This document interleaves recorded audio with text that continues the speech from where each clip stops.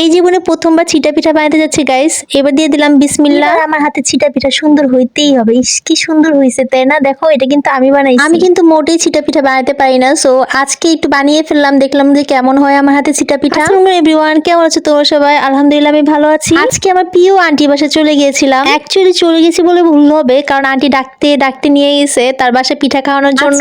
Aunty আমাকে অনেক রকমের পিঠা খাওয়াইছে, আর আজকে তোমাদেরকে শুধু চিটা পিঠাটাই দেখাবো, আর তারপর নকশি পিঠা সেটা ওটা আমি তোমাদেরকে পরেই দেখাবো। প্রথমে কিন্তু আন্টি আমার জন্য চিতই পিঠা বানানোর ট্রাই করতেছিল। এই যে গুড়িটা দেখতেছো একদমই তেলতেলা হয়ে গেছে, লেতলেতা হয়ে গেছে, চিতই পিঠাটা ভালো মতো হয় নাই। তো সেকেন্ড টাইম যে হয়েছে ওটাও নরম নরম হয়েছে। তো আন্টি অতি নরম হয়ে যাওয়ার জন্য আন্টি আমাকে বলল যে চলো তোমাকে আজকে চিটা পিঠাই খাওয়াবো। আমি তো গাইস সেই খুশি, কারণ আমি কখনোই চিটা পিঠা খাই নাই। সো আমাদের বাসায় আম্মু তেমন একটা বানায় না। স্পেশালি এই পিঠাগুলো মানে চিটা পিঠাগুলো কিন্তু কুমিল্লার মানুষে বেশি খায়, মানে চিটা পিঠা দিয়ে হাসে। আর এই যে দেখো চিতই পিঠাটা কত সুন্দর হয়েছে, কিন্তু লেতলেতা হয়ে গেছিল, এই জন্য আর ওটা বানানো হয় নাই। চিতই পিঠার গুড়ি দিয়ে মানে যেভাবে মিক্সড করছে ওটাতে কিন্তু অনেকগুলো পেঁয়াজ আর অনেকগুলো কাঁচামরিচ দিয়ে দিয়েছিল। তারপর এটার মধ্যে দিয়ে দিল অনেকগুলো আদা রসুন বাটা। আন্টি বলতেছিল আদা রসুন বাটা বেশি দিলে অনেক বেশি মজা হয়, মানে গ্রানটা ভালো আসে। তারপরে দিয়ে দিল একটা ডিম, আর ডিমটাকে নাকি মানে চিটা পিঠাকে নরম বা সুস্বাদু করে তুলবে, এর জন্য দেওয়া হয়। তো এটাকে ভালো মতো মিক্স করতে হবে, আর অনেক বেশি পানি দিতে হবে যাতে একদম মানে পানি পানি হয়ে যায় জিনিসটা। তোমাদের বাসায় যদি ধনেপাতা থাকে তাহলে ধনেপাতাও দিতে পারো। তো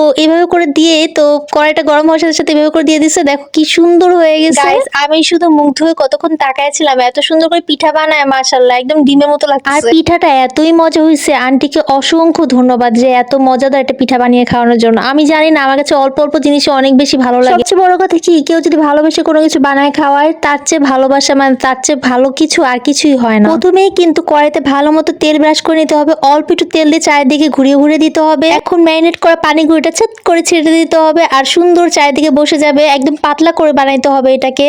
তো এটাকে যখন এরকম করে ঢাকনা দিয়ে ঢেকে দেওয়ার পর একটু পরে হয়ে যায়, মানে বেশিক্ষণ লাগে না, 2-3 মিনিট লাগে আর। দেন আন্টি কি করলো, এটাকে সুন্দর করে ভাজ করে তারপর সুন্দর করে উঠায় ফেললো। কি যে দারুণ লাগতো। আমি দাঁড়িয়ে অনেকক্ষণ ধরে দেখতেছিলাম আসলে কিভাবে বানায়। তো আমি চিন্তা করতেছিলাম আমিও একটু বানাবো। তো আন্টিকে বললাম আন্টি প্লিজ আমাকেও দেন, আমি একটা বানায় দেখি কেমন হয়। আমি যখনই যেখানে যাই, যে মানে ভালো কিছু পাইলে সেখান থেকে শেখার চেষ্টা করি। রান্না বান্নার প্রতি আমার শখই আলাদা, মানে আমি সবসময় চিন্তা করি যে সুন্দর করে রান্না করা, এগুলো আমার শেখার অনেক। আমি অ্যাকচুয়ালি গাইস পেট শান্তি তো মন শান্তি এটাতে বিশ্বাসী। সো কাউকে যদি তুমি পেট ভরে খাওয়ায় শান্তি দিতে পারো তাহলে কিন্তু সে তোমার প্রতি সবসময় স্যাটিসফাইড থাকবে। গাইস পিঠা বানিয়ে সুন্দর করে নিয়ে গেলাম কুটুর কাছে। কুটুকে কি বললাম যে চলো আমরা দুইজন মিলে পিঠা খাই। সো সে কিন্তু পিঠা পছন্দ করে। আমার একটা স্বভাব আছে, আমি আবার ক্যাট লাভার, আমার অনেক ভালো লাগে ক্যাট। আমার যখন নিজের ঘর হবে তখন আমি একটা ক্যাট নিজের ঘরে নিয়ে আসবো। আন্টি একটা নতুন ফ্রিজ কিনেছে, সেটাই আমাকে দেখাচ্ছিল। এত বড় ফ্রিজ, মানে 1 লাখ কত টাকা দিয়ে যেন কিনেছে, কিন্তু 2টা পার্ট পুরো আলমারির মতো। সেখানে আমি দেখতেছিলাম এত সুন্দর হয়েছে আন্টিদের ফ্রিজটা। এত সুন্দর যে ভিডিওগুলো দেখলে আজকে সব জান্নাত করে দিয়েছে। জান্নাতকে অনেক অনেক ভালোবাসা, অনেক অনেক দোয়া রইলো। আন্টি